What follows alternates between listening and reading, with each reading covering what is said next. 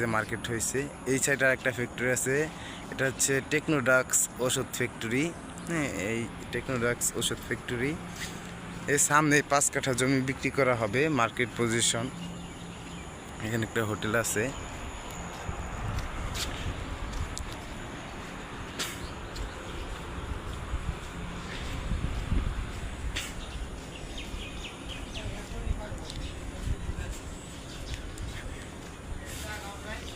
এটা হচ্ছে টেকনোড্রাগস ওষুধ ফ্যাক্টরির গেট, রানিং ফ্যাক্টরি। রানিং ফ্যাক্টরি এখানে এই যে রুম ভাড়া দেওয়া আছে, এগুলা 3,000-3,500, পকেট রুম সহ 4,000।